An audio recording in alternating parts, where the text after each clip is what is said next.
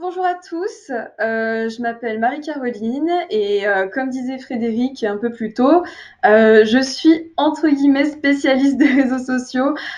Plus généralement, je m'occupe du programme Top Numérique qui est là pour aider les commerces de proximité en local, où je les accompagne sur des thématiques de marketing numérique, développement de visibilité en ligne, donc que ce soit effectivement les réseaux sociaux, le site web. On en parlera tout à l'heure également, les fiches Google My Business qui sont complémentaires et je permets aux entreprises d'avoir une stratégie générale en fonction de leurs objectifs. Aujourd'hui, donc, on est sur le 4e rendez-vous en bas de ma rue, donc j'espère que vous êtes tous dynamiques ce matin pour cette présentation. Aujourd'hui, on va voir comment utiliser les réseaux sociaux pour promouvoir justement son activité en ligne. Donc, je vais passer à la première slide. Pourquoi en tant que professionnel, c'est intéressant justement d'être sur les réseaux sociaux? Eh bien, pour plusieurs raisons. Déjà, je vais vous donner quelques petites stats histoire de vous mettre en jambes. On voit qu'il y a énormément, de plus en plus, notamment depuis 2020, des utilisateurs. La population s'agrandit, particulièrement, entre guillemets, grâce ou à cause du confinement. Donc, c'est un vecteur supplémentaire pour toucher de nouveaux prospects, de nouvelles cibles, et qui vous permettra d'avoir davantage de visibilité qu'une stratégie classique sans les réseaux. Ensuite, on touche également beaucoup ce qu'on appelle les mobinautes, donc les personnes qui sont sur leur téléphone. Si jamais vous avez un site internet qui n'est pas encore responsive, c'est-à-dire adapté à tous les écrans, ou que vous n'avez pas encore de site internet, c'est un moyen d'avoir une visibilité en ligne justement sur les téléphones que vous n'avez pas forcément de base et qui va vous permettre de toucher les gens qui sont sur mobile. Ensuite, au niveau des Français, depuis 2020, on a aperçu un changement en termes de consommation. Avant, on consommait sur des marketplaces, donc sur Amazon, etc. Là, les gens commencent à acheter directement sur les réseaux sociaux, que ce soit dans des groupes privés de personnel à personnel, mais également chez des professionnels, sur des pages pro.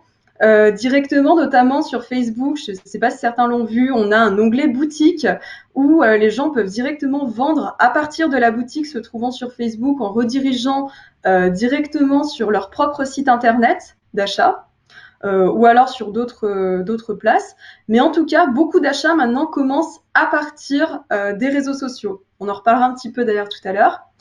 Et ensuite, on voit que les Français passent de plus en plus de temps sur surfer sur la toile, même par rapport à la télévision. Donc, si vous voulez avoir une bonne visibilité par rapport à de la communication classique, que ce soit la télévision, la presse, etc., eh bien, le fait d'être sur les réseaux permet de mesurer l'activité, de savoir qui vient en boutique, de savoir qui fait des achats, de savoir qui exactement est votre cible, et du coup de toucher les bonnes personnes au bon moment. Donc voilà pour cette partie, c'était les chiffres de 2020. N'hésitez pas, encore une fois, si vous avez des questions au fur et à mesure, je lis le chat. Et voilà, et Frédéric aussi intervient, donc n'hésitez pas. Les réseaux sociaux, justement, en 2020, les plus vus. On a Facebook qui est le pionnier, qui reste en premier parce qu'on a toutes les informations qu'il faut de base. On a également un bon référencement sur ordinateur, sur les moteurs de recherche, donc ça reste vraiment le réseau social pionnier. Snapchat qui est sur mobile, qui permet de faire des messageries instantanées, ce genre de choses. C'est les pionniers d'ailleurs des stories, qui a été repris ensuite par Instagram, Facebook, LinkedIn, etc. WhatsApp, je ne sais pas si certains l'utilisent. On a même du WhatsApp Business pour la communication directe avec le client, notamment pour faire des vidéos, du live ou des choses comme ça. Instagram, c'est plutôt les photos, visuels, etc.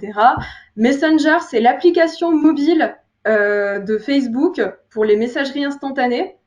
Donc Messenger, c'est Facebook, mais en version application pour le chat. TikTok, certains ont peut-être vu, c'est tout simplement des vidéos où on va se répondre, où on va avoir des tendances, ce genre de choses. Twitter, ce sera plutôt très interactif. Donc, je le conseille pas en tant que premier réseau social parce qu'il faut vraiment y être très régulièrement, être très actif dessus. Donc, si vous voulez commencer en tant que professionnel, je pense qu'il faut déjà avoir un petit niveau en communication avancé pour démarrer sur Twitter. LinkedIn, c'est vraiment B2B, business to business. Donc, c'est pas forcément que pour avoir un emploi, mais également pour communiquer avec des partenaires, des prestataires, montrer la technicité de son activité également. Donc, ça peut être intéressant de se positionner sur LinkedIn pour ces raisons-là. Pinterest est très bien aussi. Au niveau de la cible, on est sur du 80% féminin à peu près, de ce que j'avais vu pour les dernières stats. Donc, si vous avez une cible féminine, ça peut être intéressant. Et en plus, on peut avoir un lien directement qui mène vers son site internet. Donc, ça peut permettre d'avoir du trafic sur son site via le réseau social Pinterest. Et ensuite, on a Discord qui est tout simplement des forums de discussion. Voilà. Est-ce que vous avez des questions sur les différents réseaux sociaux? Lesquels est-ce que vous utilisez? N'hésitez pas à me l'indiquer dans le chat. Je vais continuer, donc, mais n'hésitez pas à interagir avec nous, c'est important. Et bonjour à tous ceux qui arrivent. Alors, on a un micro qui s'est activé, a priori. Cette conférence va maintenant être enregistrée. On a un petit écho. Voilà, c'est bon. C'est les aléas du direct. Ensuite, entre visibilité et image de marque. Donc, je vous disais, il y a des réseaux sociaux comme Facebook, Pinterest et notamment LinkedIn qui vous permettent d'être visible sur les moteurs de recherche. La plupart des réseaux sociaux maintenant, je dirais, sont plutôt mobinotes, comme Instagram par exemple, qui ont plutôt fait pour téléphone et après qui peut être visible sur ordinateur, je vous montrerai tout à l'heure. Mais si votre but est d'être bien référencé en ligne en partant du moteur de recherche, Google ou un autre, les réseaux Facebook, Pinterest et LinkedIn vous permettent d'avoir une visibilité sur ordinateur. Et ben écoutez, merci Françoise pour l'intervention. Donc Facebook, Instagram et LinkedIn, c'est des très bons réseaux. Compléter, compenser un site internet. Donc je vous montrerai l'exemple juste après. Mais effectivement, c'est intéressant d'avoir ces réseaux sociaux parce que on peut compenser le fait de ne pas forcément avoir un site. Ensuite, on a être là où la cible se trouve. Chaque réseau a une cible qui est différente. Comme vous avez pu constater, Snapchat, c'est des plutôt très jeunes. On n'aura pas la même cible que Facebook, qui a un réseau qui est un tout petit peu plus vieilli, je dirais. Instagram, on est sur des jeunes adultes, etc., etc. Donc, c'est important de choisir les bons réseaux et d'adapter sa communication en fonction de ces réseaux. Voilà, développer sa personnalité, son image de marque.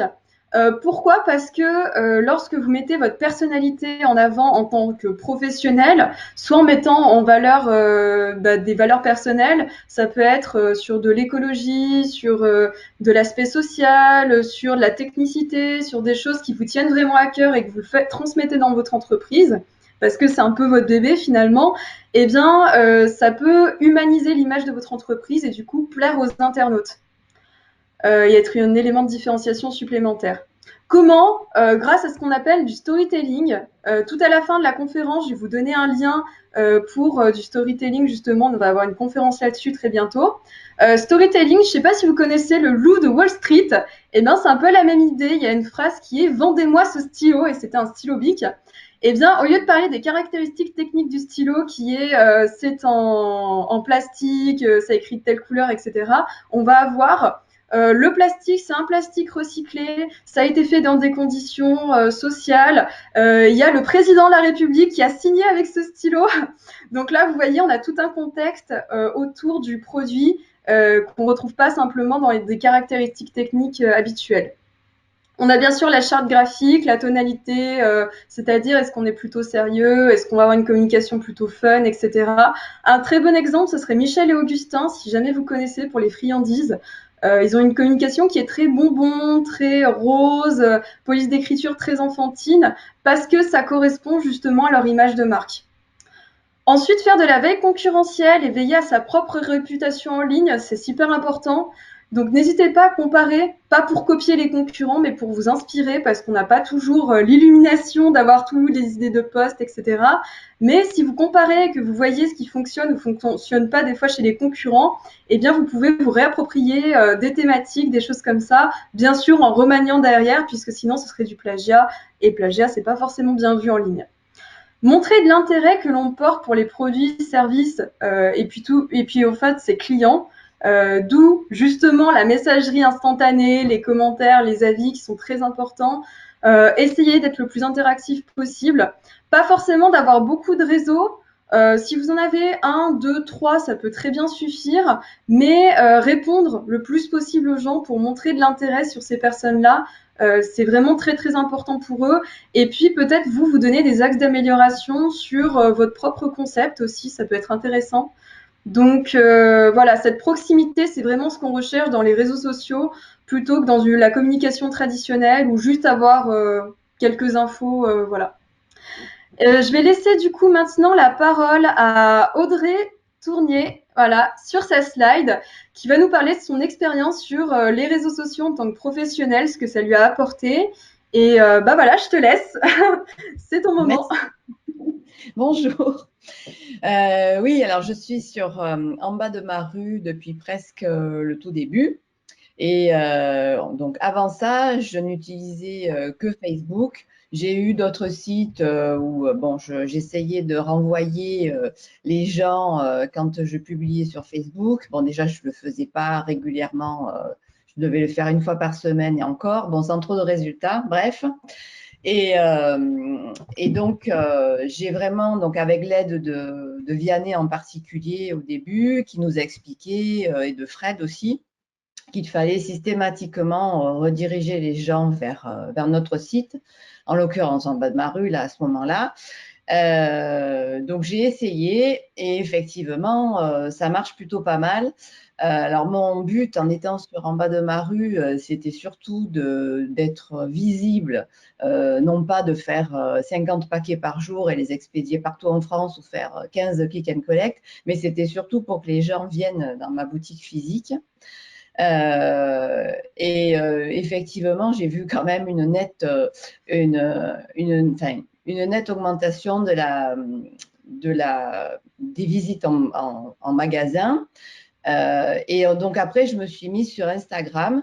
Enfin, j'ai pas trop tardé non plus. Et alors sur Instagram, ce que j'ai pu noter, c'est que j'ai quand même ma clientèle qui a rajeuni. Enfin, disons qu'avant, j'avais principalement que des gens de mon âge, donc des mamans, hein, enfin maman. Et donc maintenant, j'ai quand même plus à partir de la trentaine, des gens qui ne venaient pas du tout avant. Alors j'ai 99% de femmes puisque je ne vends exclusivement presque que des articles pour les dames. Mais effectivement, sans nul doute d'être sur les réseaux sociaux, ça compte. Voilà, il n'y a pas photo. Donc effectivement, j'essaye de publier au moins tous les 2 jours.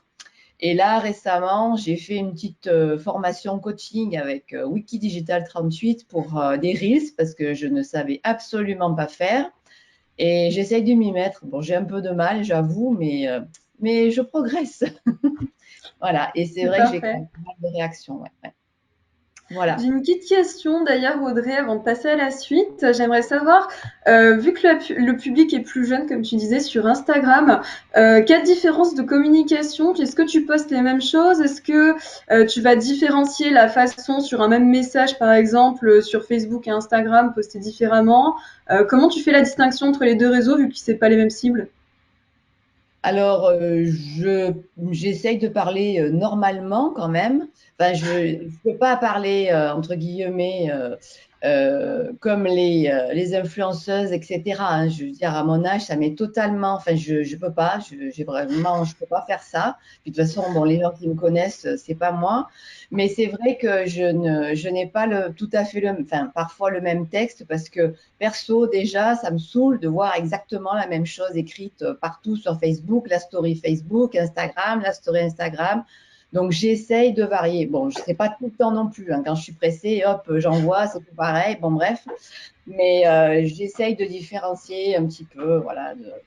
Alors, je suis plutôt, c'est vrai, je suis plutôt sur le discours enfin, cool, rigolo, plutôt que très sérieux. Bon, voilà, enfin, c'est… Donc là, c'est très bien. Tu parles de la tonalité du message avec la charte graphique, c'est ce qu'on disait juste avant. Essayer de distinguer quand même les messages entre les réseaux parce que tu t'es rendu compte que c'était pas les mêmes cibles au final. Donc même si des fois t'as pas trop le temps, comme tu disais, tu postes un petit peu comme tu peux. Mais c'est déjà très bien ce que tu fais comme travail. Et puis surtout, ça donne un exemple très proche des personnes qui sont avec nous. Donc, c'est très cool. Merci pour ton témoignage, c'est génial. Ben, merci à toi. Autre chose sur laquelle je voulais rebondir, tu postes tous les 2 jours. Si vous postez même une fois par semaine, ça peut suffire en fonction des domaines d'activité. Vous n'êtes pas obligé de poster 3 fois par semaine, 4 fois par semaine. Avoir un rythme régulier est plus important même que de poster beaucoup, beaucoup, beaucoup. Voilà. Le but, c'est que les gens attendent votre future publication, mais qu'il n'y en ait pas non plus trop, entre guillemets. Faites comme vous le sentez. Le but, c'est vraiment plus de maintenir le rythme. Voilà. Je voulais juste rebondir là-dessus. Françoise qui nous demande, lorsque vous parlez d'interaction, commentaires, remerciements aux gens qui partagent les publications, est-ce que cela rapporte? Alors oui, effectivement, on voit qu'en fait, au niveau de la visibilité des posts, une personne qui va commenter, partager, liker une publication, etc., l'algorithme des réseaux sociaux va mettre encore plus cette publication en avant. Et plus l'interaction est marquée, plus le post sera diffusé. Par exemple, si dans les premières heures de publication, on a beaucoup de commentaires, les commentaires ou les partages, c'est ce qui demande le plus d'efforts, je dirais, à l'internaute. Du coup, en termes d'algorithme, ce sera revalorisé davantage par justement l'algorithme des réseaux sociaux. Du coup, j'espère, Françoise, que j'ai bien répondu à votre question. Je vais passer à la suite.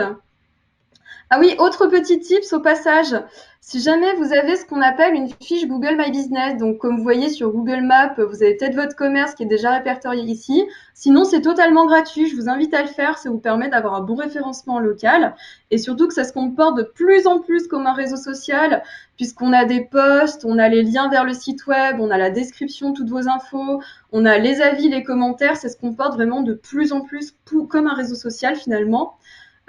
Si jamais du coup vous avez ce bouton site web, mais que vous n'avez pas de site web, vous pouvez très bien mettre le lien de votre page Facebook à la place. Ça fonctionne parfaitement. Donc voilà, petit tips rapide, mais qui peut peut-être aider certains d'entre vous. Alors, comment débuter, progresser dans sa communication en ligne? Déjà, comment choisir son bon réseau social? Même si vous en avez encore maintenant, vous en avez déjà plusieurs, éventuellement, si vous voulez encore vous développer, comment est-ce qu'on choisit un bon réseau social?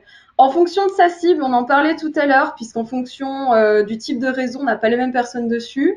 Les objectifs que vous donnez, est-ce que c'est simplement de la visibilité auprès d'un certain public? Est-ce que c'est entreprise, donc business to business? Est-ce que le but, c'est vraiment de ramener sur son site internet pour une cible en particulier, proposer de la vente en ligne, avoir des fonctionnalités particulières, etc. Donc, vos objectifs, lesquels sont-ils? Les moyens dont vous disposez, forcément, il faut réfléchir en termes de temps. Si vous n'avez pas beaucoup de temps, autant privilégier 1-2 réseaux maximum. Si vous voyez que vous avez un peu plus de temps, que vous pouvez déléguer, eh bien, pourquoi pas animer 2, 3, 4 réseaux. Ce que je vous conseille, par contre, c'est de ne pas laisser ce qu'on appelle des réseaux morts, c'est-à-dire des réseaux que vous n'utilisez plus et qui ne sont pas réactualisés depuis 2015 ou même avant, parce que ça peut donner une mauvaise image de marque, parce que les gens ils vont se dire peut-être que l'entreprise elle n'existe plus, peut-être qu'elle est plus active, peut-être que machin, et finalement, des fois, ça peut plus vous porter préjudice qu'autre chose. Donc, si jamais vous avez des réseaux comme ça que vous savez que vous n'utiliserez plus jamais, bah, autant les supprimer ou les désactiver ou voilà, parce que ça va pas forcément vous apporter grand-chose. Mais quand vous les utilisez, utilisez régulièrement pour animer. Voilà, le but c'est pas d'en avoir beaucoup. Encore une fois, c'est d'être régulier dessus. N'hésitez pas à faire appel aussi à des compétences extérieures si jamais vous en avez besoin. Vous aider par exemple, ça peut être avec des stagiaires, ça peut être avec des entreprises externes, ça peut être plein de façons différentes. La notoriété de la plateforme aussi. Alors, on va pas prendre une plateforme que pour sa notoriété parce que si on prend l'exemple de Snapchat tout à l'heure, peut-être que certains d'entre vous, on va pas tous utiliser Snapchat en termes professionnels. Par contre, Facebook, c'est quand même une valeur sûre, je dirais. Instagram, peut-être pour toucher une autre cible, ça peut être intéressant aussi. Et on sait qu'il y a beaucoup de personnes dessus. Donc, c'est plutôt ce rapprochement-là qui serait intéressant. Voir les réseaux complémentaires, on en parlait, donc le réseau prioritaire et éventuellement 2-3 complémentaires.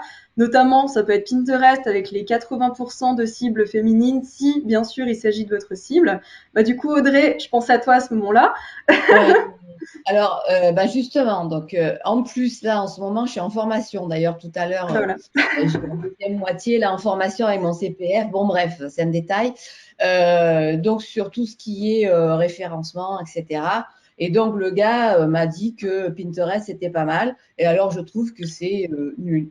Voilà.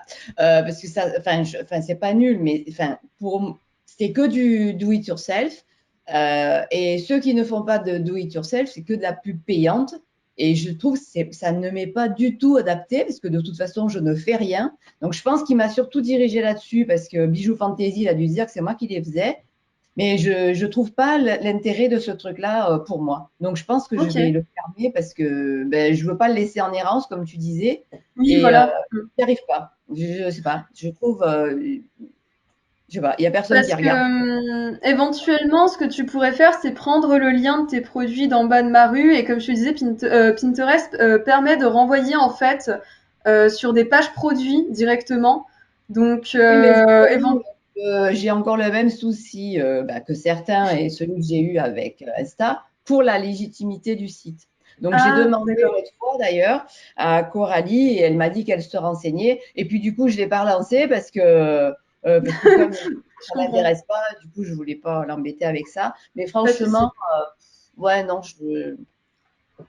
alors, je reçois plein Ok. de pubs en plus toute la journée, d'épingles, de machins, et ça m'agace. Mais je trouve que Je c'est pas comprends. adapté pour ce que je fais.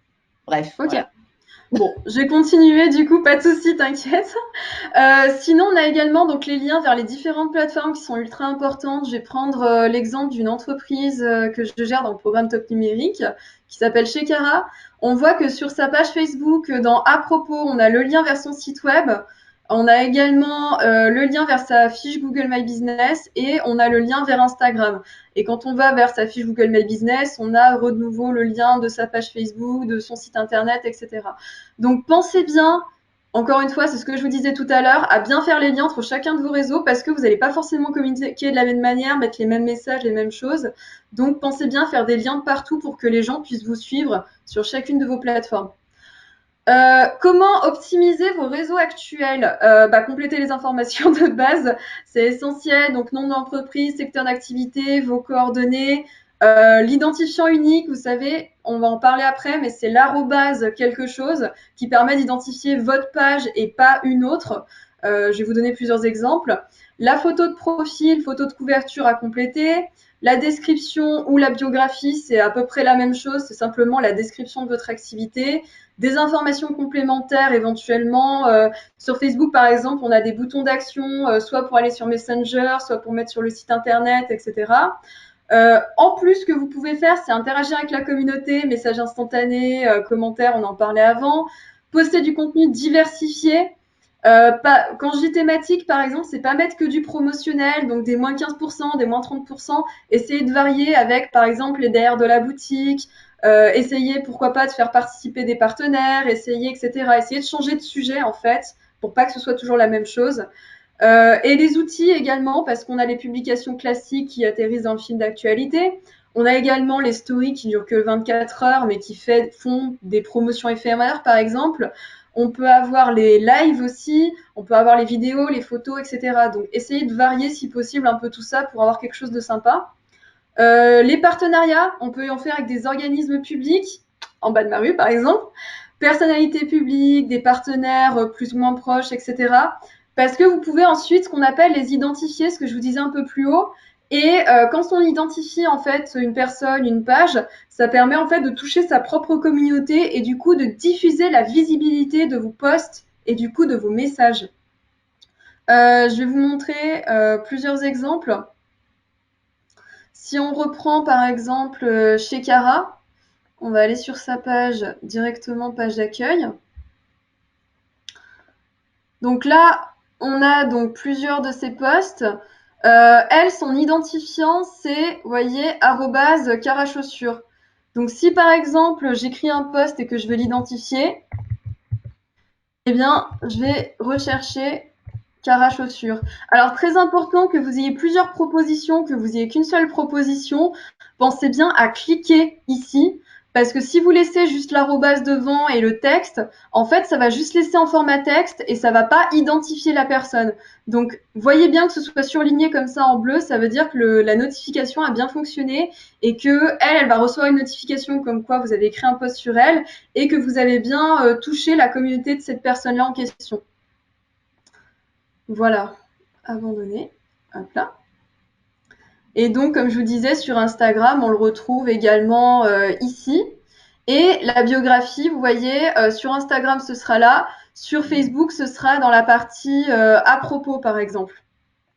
Donc, j'espère que cette partie-là, vous l'avez bien tous compris. Encore une fois, faites comme Françoise, n'hésitez pas à interagir dans le chat avec nous si vous avez des questions. Un peu de vocabulaire. Est-ce que dans tout ce que vous voyez ici, vous avez peut-être des questions? On a les gifs, les stories, les emojis, les hashtags, les streams, les identifications, on en parlait tout à l'heure. Share, c'est pour le partage, on a des filtres.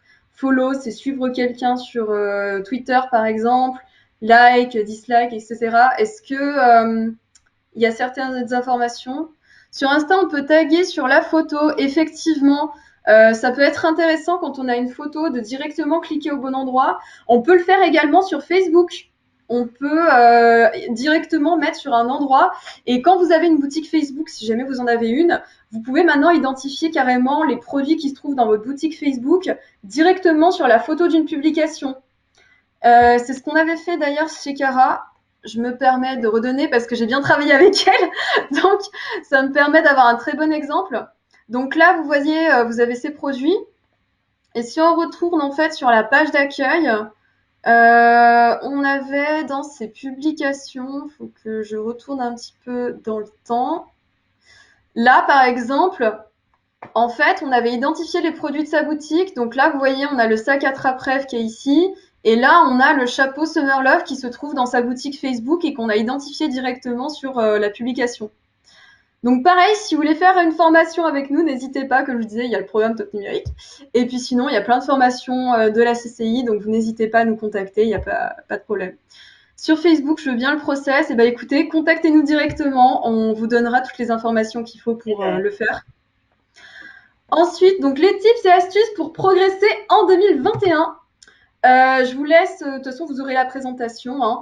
Être actif et régulier, ce que je vous disais. Ce qui compte, c'est pas de mettre encore une fois 3000 publications par semaine, mais d'en mettre une par semaine au moins, mais que ça dure dans le temps, c'est l'essentiel.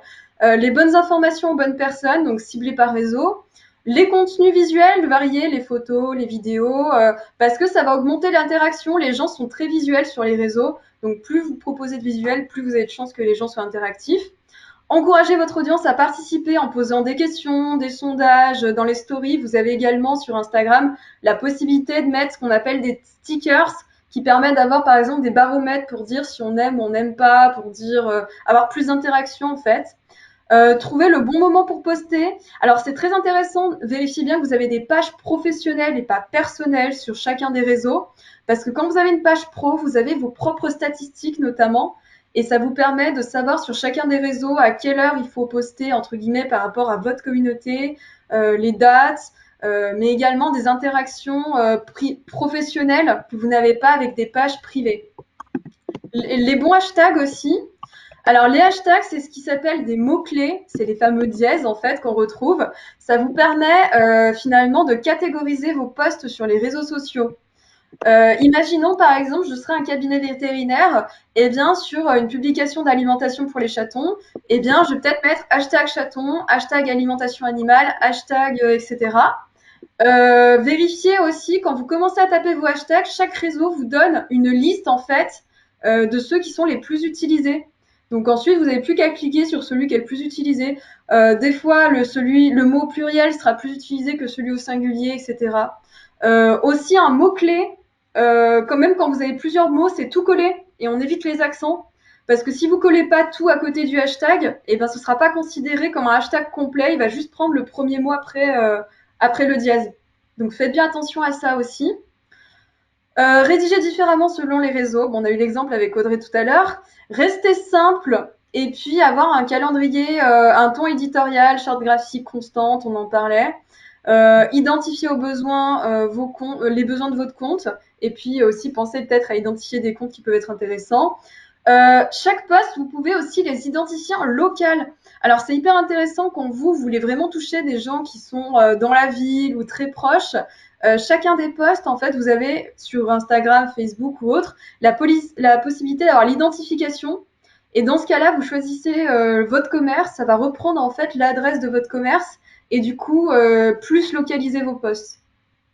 Et puis, bien sûr, Google My Business, qui est très local et qui vous permet d'être mieux positionné sur les réseaux, enfin, sur les moteurs de recherche et qu'on vous voit plus facilement. Alors, pour taguer sur la page Facebook, je crois qu'il faut suivre. Non, pas forcément. C'est ce que je montrais avec Shekara. Si vous mettez l'arrobase avec le nom de l'entreprise, enfin l'identification qu'elle a choisie, vous pouvez l'identifier même si vous n'êtes pas abonné à cette page-là. Par contre, ce que je vous conseille de faire, c'est d'abord aller sur la page de la personne et faire un copier-coller de son identification. Tout simplement parce que des fois, on a le nom du magasin, ça peut être Shekara, et imaginons en identification, Shekara c'est déjà pris. Du coup, elle va peut-être avoir Shekara chaussures comme là, parce que son nom est déjà pris par quelqu'un d'autre. Donc faites la recherche en amont, comme ça vous pourrez identifier la personne plus facilement. Ensuite, justement, le lien avec En bas de ma rue, je ne sais pas si vous avez fait attention, mais sur En bas de ma rue, sur chacune des pages, on a ici le petit bouton partager. Et ça vous permet, en fait, à partir directement d'en bas de ma rue, de publier sur Facebook.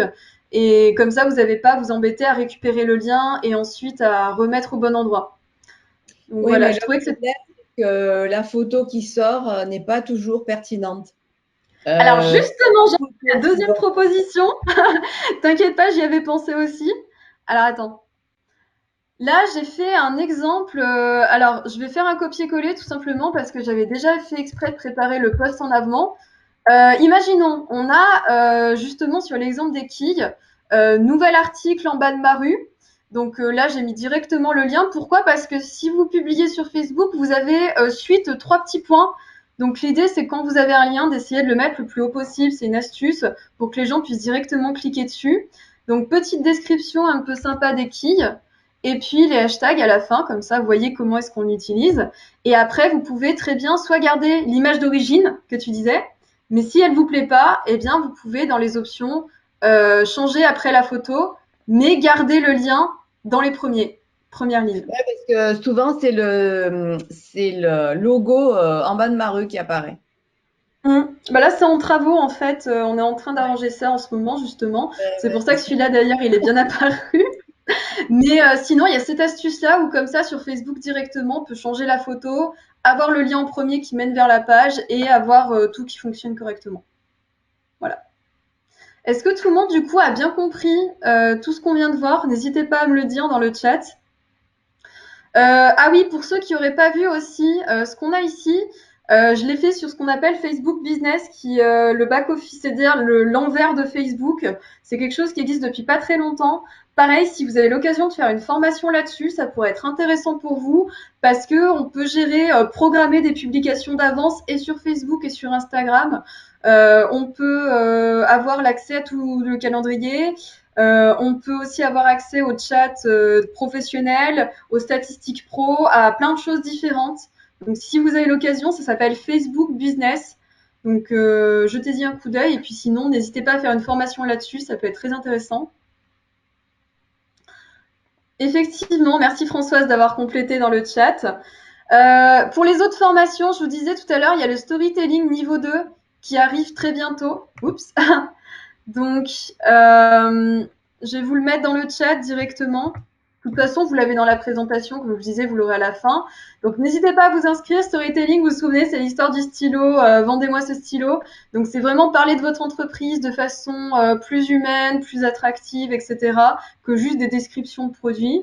Les autres formations complémentaires, bien sûr, proposées par la CCI, toujours en lien avec le digital. Donc, je vous ai directement mis au bon endroit sur le site.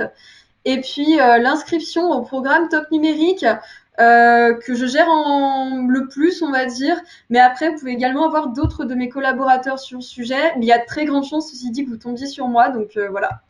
Si jamais vous voulez me retrouver pour d'autres tips, n'hésitez pas. Et Tous les liens donc sont. Oui. les formations que tu donnes, là, c'est en direct, c'est pas en team, enfin, c'est pas en visio, c'est présentiel. Il y a les deux.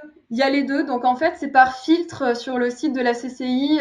Tu peux directement choisir si tu veux formation gratuite, formation payante. Tu regardes si c'est présentiel ou si c'est en visio, etc. Normalement, il devrait y avoir toutes les informations sur le site. Là, j'ai mis le filtre un peu général pour avoir toutes les formations digitales, mais normalement, on peut filtrer. D'ailleurs, si Fred, toi, tu as d'autres liens à faire passer, n'hésite pas en attendant. Et puis voilà, vos questions. Donc c'est là où on peut débloquer les micros, poser toutes les questions que vous souhaitez. Et puis voilà, je reste à votre disposition. Ah, merci d'avoir complété du coup Fred avec le lien d'en bas de ma rue. Merci à toutes et à tous. Il y a beaucoup de choses à dire sur ce sujet, effectivement. Donc, du coup, il a fallu un peu condenser les éléments. Je voulais juste préciser certaines choses, notamment par rapport aux publicités sur Facebook. En bas de ma rue, fait des publicités, Facebook, pour faire la promotion de la marketplace. Donc, si vous êtes aujourd'hui adhérent sur En bas de ma rue, vous avez indirectement les publicités pour mettre en avant des boutiques remarquables. Quand je dis remarquables, parce qu'il y a des choses intéressantes. C'était pour ça qu'on voulait faire intervenir aujourd'hui absolument quelque chose de plus, qui porte très bien son nom finalement. Et du coup, la storytelling, elle est déjà dedans. Donc du coup, il y a des choses intéressantes à voir sur des boutiques qu'on n'aurait pas forcément découvert, mais il y a déjà des éléments en place. Sur la partie sales shopping, par exemple, il y a aussi des petites astuces. Je voudrais pas trop vous prendre de temps, je sais que vous êtes pris. Notamment le fait de combiner, c'est-à-dire que la partie réseaux sociaux par rapport au fait de booster ou une activité commerce est souvent complémentaire. Donc ça veut dire que vous pouvez très bien être présent sur En bas de ma rue, avoir un espace boutique shopping, être présent aussi sur vos réseaux sociaux, mais mettre en place par exemple un WhatsApp qui va permettre de vous contacter directement pour conclure des ventes, transformer les ventes plus tard. Et ça, on se rend compte que ça augmente énormément votre transformation et votre passage en boutique. Donc n'hésitez pas à greffer entre guillemets le lien entre ces différents éléments qui sont importants au final pour l'appréciation de vos futurs clients qui vont venir en boutique ou qui viendront acheter directement en ligne. Voilà. C'était le petit mot que je voulais rajouter. Autrement, si vous avez effectivement d'autres questions, n'hésitez pas à les poser en direct, venir directement sur le chat ou sur la partie adhérent en bas de ma rue, sur la partie Facebook, ou nous reposer des questions par chat ou par mail sur le mail que vous avez reçu il y a quelques minutes de ça. On sera très content de vous répondre dans le détail ou même de vous rappeler s'il y a besoin de vous accompagner. Voilà, tout simplement. Bien sûr. Eh ben, merci à vous toutes et vous tous. Merci de votre présence ce matin. On vous souhaite une super belle semaine. J'espère que ce samedi qui est passé, vous avez généré de belles ventes en boutique et que le déconfinement a fait que l'activité est plus forte chez vous et on serait très content de tout ça. En tout cas, merci beaucoup pour votre présence et puis je vous dis à très très bientôt. Merci. Merci. À bientôt à tous. Passez une excellente journée. Merci. Au revoir. Au revoir.